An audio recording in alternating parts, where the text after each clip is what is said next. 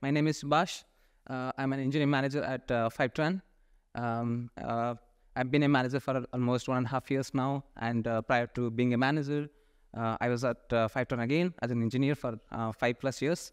So yeah, I've been at Fivetran for a long time now.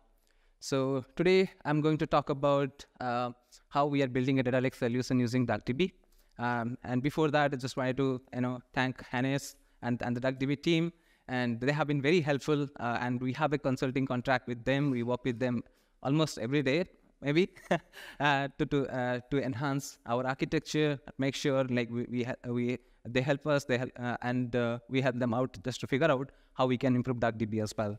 So yeah, that's all I'm going to talk about.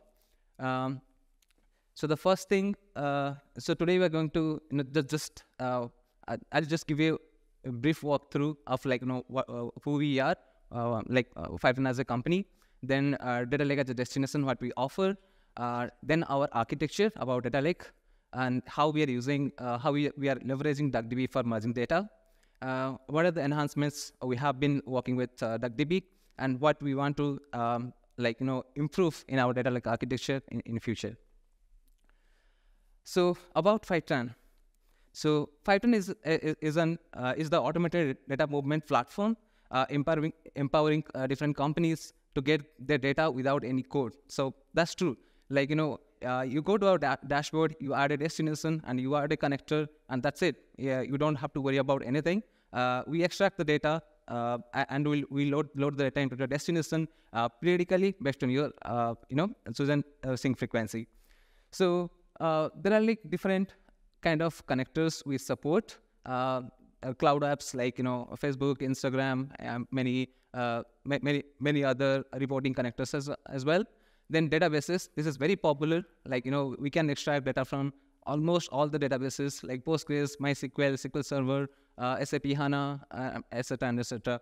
Then recently we have also started supporting data warehouses as sources. We can extract the data from BigQuery, Snowflake, and all as well. And data lakes, file systems, Kafka. These are some of the connectors or sources we kind of support, and we can get those data into your into the destinations of your choice. As part of destinations, like our cloud data warehouses destinations are, people usually use them because they want to run analytics. Those are very popular, mostly Snowflake, BigQuery, Redshift, Databricks, and all. But apart from that, we do support some of the databases as a destination as well, like MySQL, SQL Server, but those are not really very popular. And recently we have started building data lake solution, where we deliver the data to customer in different storage cloud storages, like S3, ADLS, OneLake, and customers can query the data directly from these data lakes as well. And streaming, we do support Kafka, different managed Kafka as well at this moment. So key highlights about our data pipeline.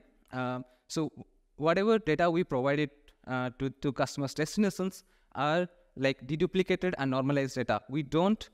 It's not an append-only system. It's we always make sure the data is actually in a state so that customer can go and just query the data. They don't have to do any kind of transformations.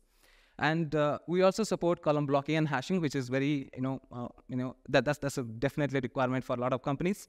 And automatic schema evolution as well. So for example, if take a database or any kind of event connector, if you're changing the data types,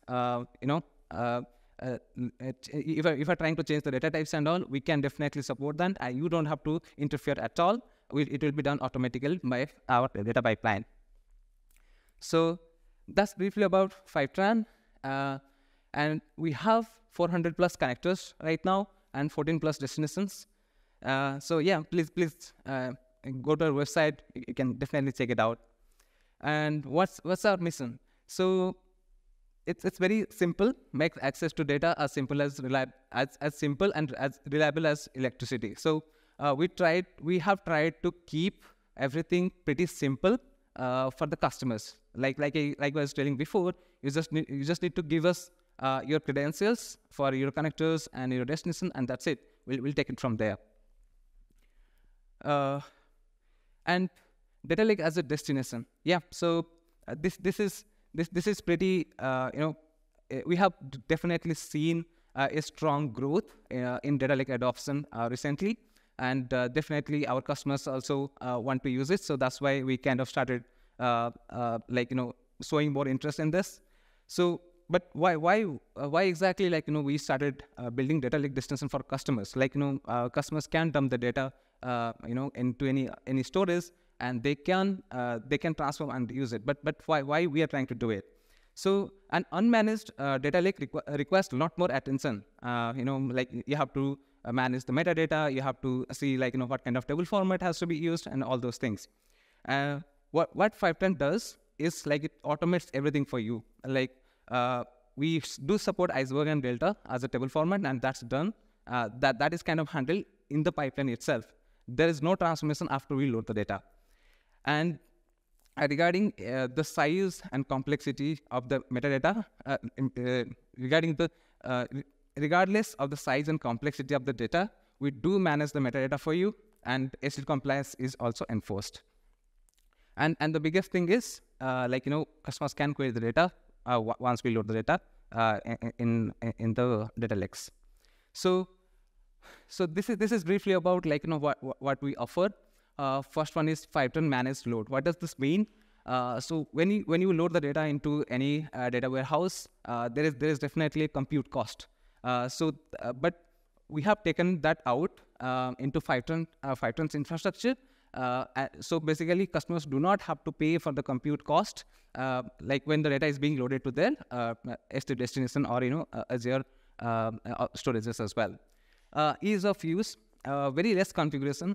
As I said before, we try to keep things simple. So there is very less configuration for setting up the data lake. We just need the credentials for your S3 or Azure storage and catalog management details. That's all. Readily consumable data. I touched upon that. And the biggest thing is once we load the data into the storage buckets, you can query the data using different lakehouse query engines.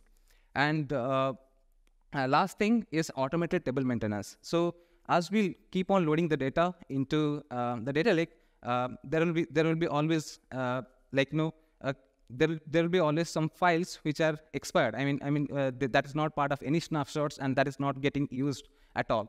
So we run a table maintenance, some of the table maintenance weekly, some of the table maintenance bi-weekly, just to make sure we kind of purge your expired snapshots or orphan files or any kind of metadata which is kind of old and not getting used.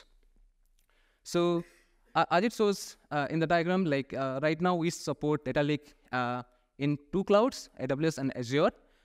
In AWS, it is S3 with iceberg and delta lake, and catalog is AWS Glue catalog. In Azure, we do have ADLS and OneLake with delta lake, and the catalog will be Unity catalog. So I'll deep dive into our data lake architecture a little bit, and then we'll go into how we are leveraging DuckDB for it. So this is our high-level architecture diagram of our how we kind of handle the data lake load. So the first thing you can see in the left side, the writers. Those are our actual intelligent processes which kind of handle everything. They are kind of stateful. They know what has to be done for a particular load. In the middle, you see there is a data lake writer cluster, which is kind of a stateless service, which kind of just takes a request, serves it. That's it. It is not intelligent at all.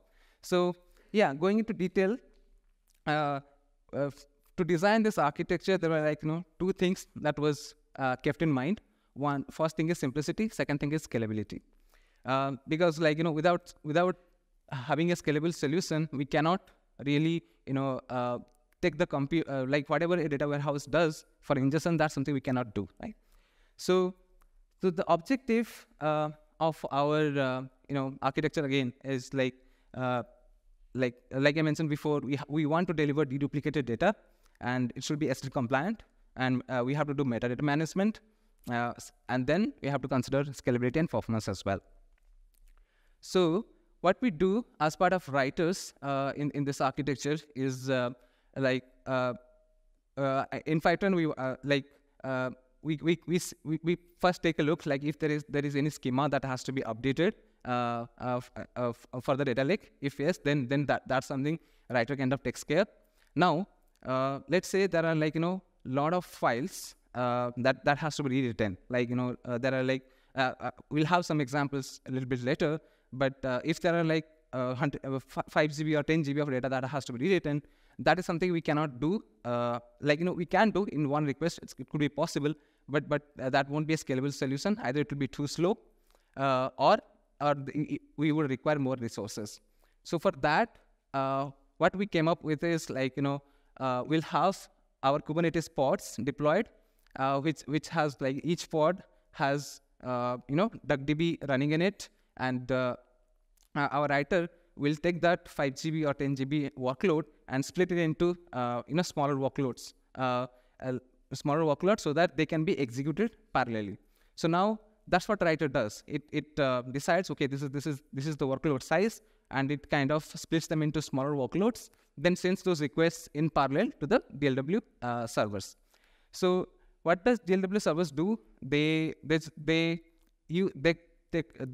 DuckDB to rewrite the files, then send back the response to the writer saying that okay, I'm done with rewriting these files, and these files are already available in your S3 storage or Azure storage. So there is a load balancer in between the writers and the DLW server, which is right now we follow a round robin algorithm. But yeah, we definitely want to improve that in future.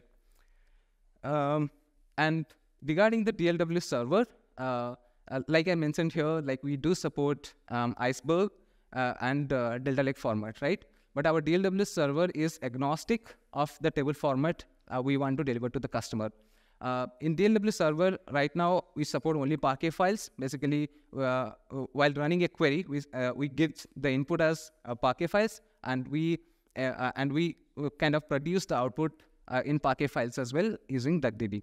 So we as both Iceberg and Delta Lake support Parquet, it's kind of was an easy decision for us to just have Parquet handling inside DLW servers, and all the other metadata management and all is being handled by the writer. Basically, after the rewrite is done, all the metadata layer is being updated by the writer processes, which are actually the main drivers of this architecture.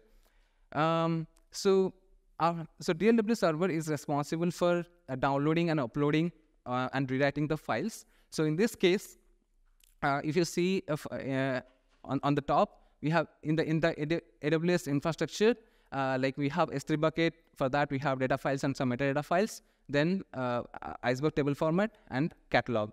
Same thing, in the S3 bucket itself, we can have S3 Delta Lake table format with the Delta Lake catalog only. So that's briefly about the architecture. I'll kind of walk you through how we kind of do it using DuckDB as well. So key highlights. What is our architecture? I was talking about scalability and simplicity. So the first thing is distributed execution of merges. Was give an example. We can split the workload into smaller requests so that they can be executed in parallel. So why? It's pretty obvious. Parallel processing for speed and scalable in terms of workload sizes. So if there is a huge workload, we can definitely provide them we can have more requests for them so that they can be served faster as well. And our architecture is extensible to other table formats, maybe someday Apache Hudi. So as we support only Parquet right now, that's not a problem. But if there is any other file format we need to support, that's something also pretty easily doable in our architecture. This is the example. We saw a couple of examples there, like, in AWS cloud. Say similar to that, we have Azure cloud we support as well, where we support Delta Lake format with ADLS or one lake bucket. And query engines wise, those are like a few examples of query engines we have tried out. But yeah, there could be more as well. Starting with Athena, Snowflake, Trino, Spark, Databricks, and Azure Synapse Data Analytics as well. Some of them do support both of them, and some of them only support Delta or Iceberg only. So that's briefly about our architecture. Now I'll just walk you through how we are using DuckDB for it. So Data Lake, this is the Data Lake Writer server we have been using. So the first thing that we do in the Data Lake Writer server is we download the incoming files. So for example, there will be some data in the existing buckets of customers. Then there will be some incoming files from our data pipeline, which we have extracted from the sources, right? So what we do, we download the incoming files, which are also in Parquet format. Then we keep them in local disk. Then the Data Lake Writer, we kind of read the existing files from the customer bucket and keep them in the local disk as well. So after that, our Data Lake Writer through DuckDB kind of runs some JDBC queries like delete, upsert, update, delete, update, and add column, drop column, whatever is needed. And while doing that, it kind of imports all the incoming files from the local disk and kind of exports the rewritten files to the local disk as well. So that's where we kind of leverage DuckDB. So there are some examples of queries which we'll go through now, but that's overall like what we have been doing. And for the uploading and downloading, we use AWS SDK at this moment, and we are exploring DuckDB's import and export functionalities as well. But based on our recent experiments, we are still with AWS SDK because that seems a bit faster compared to DuckDB's import export APIs. I'll talk about that shortly. So how do we delete the data? So now we have some incoming files, which is delete.parquet, and we have existing files in the storage. Now let's say data file 1 has some primary keys ranging from 1 to 10, and we want to delete a primary key which has ID 5, right? So the first file, data file 1, has some records to delete. So what we do, using DuckDB, we run the simple query. It's just that from the existing file, delete all the records which are present.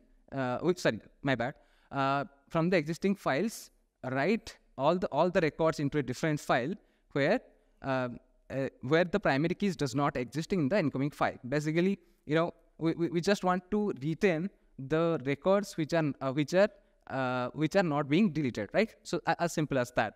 So in this case, what we do after merge, the output is basically in the destination data file 1 Parquet.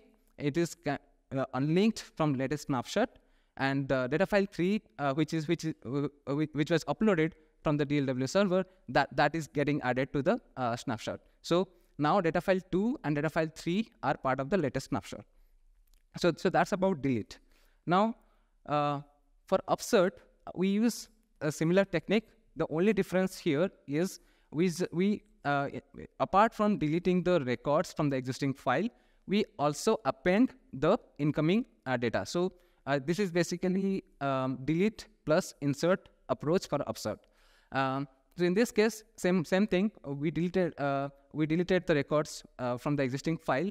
Again, upload that to the destination and simply append the upsert.parquet file to the destination as well. In this way, we did not have to rewrite the rewrite the files a lot. And there is another aspect of that, why we only consider delete. I'll touch upon that a little bit later as well. Update, yeah. So this is something we have to do. We have to update the existing files as it is. So this is pretty straightforward. That we get the existing files, we kind of update the values and write them into a different file, in this case data file 3 parquet, and only like specific columns which are coming as part of the update.parquet file, and for the particular primary case, they are getting updated in the data file 3 parquet. So in this case, data file 3 parquet will contain all the IDs as it was there in data file 1. The only thing is that some of the columns will be updated. That's all. So yeah, so DuckDB is kind of driving the architecture, like our rewrite phase completely, and it's been going pretty well. So we do not have to maintain any custom code for rewriting files. So that makes our code simpler and less maintenance as well. So that was the biggest advantage. So now why we chose DuckDB? So before choosing DuckDB, we definitely did some performance benchmarking, and we saw excellent performance. Then obviously vectorized engine and strong support for Parquet read, write, and cast, and definitely this was one of the biggest win. And very simple to use. Paulina also talked about this, it's pretty simple code, and no other external dependencies as well. So insights from recent experiments, and I just want to clarify, all these are based on our workload, so the results might differ for you, but this is what we have observed. So for our workload, which is mostly merge operations, performance improves as the DuckDB threads increase, which is obvious, but it will be up to a certain level based on your resource availability. Another thing is we saw the performance kind of saturated after 12 threads, but yeah, it could be different for your workload as well. Increasing DuckDB threads helps if there are more row groups to process, which is kind of obvious. And then one thing we observed that I was just talking about is a slower full file downloads compared to AWS SDK. But right now we are kind of comparing end-to-end, basically download, rewrite, and upload using DuckDB's remote queries, basically import, export, APIs. And that seems comparable to our AWS SDK architect. I mean, our architecture using AWS upload download functionalities as well. So yeah, but there is always some room for improvement in the improving the performance for import and export APIs.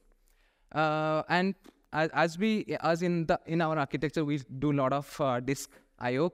I mean, we have a lot of writing to the disk and all. So when we started using local SSDs, that was way more performant. And decreasing row group sizes reduces DuckDB's memory consumption. And performance of DuckDB's selective column retrieval from remote S3 buckets was satisfactory. This is for our delete queries, we just wanted primary keys to be retrieved, even though our incoming files can contain records with full rows as well. So what we tried was we used DuckDB's import APIs to only download primary keys only, which was performant enough. And DuckDB, there are many DuckDB enhancements we have kind of done with our DuckDB team. One is supporting field ID. Snowflake was not able to read iceberg files without the field IDs. That's something we did support. Reduction in memory consumptions, we did a lot of work, and DuckDB had row group size. You can give number of records to configure row group sizes, but then we kind of added row group size bytes because we wanted to control that using the volume as well. So outputting multiple files in single query. This is the per thread output flag. You can go and check out DuckDB's document for that. Just because I don't have much time, so I won't go into that detail. And performance improvements for large number of columns. This is something we faced for one of the customers, and then we worked with DuckDB to get this fixed as well.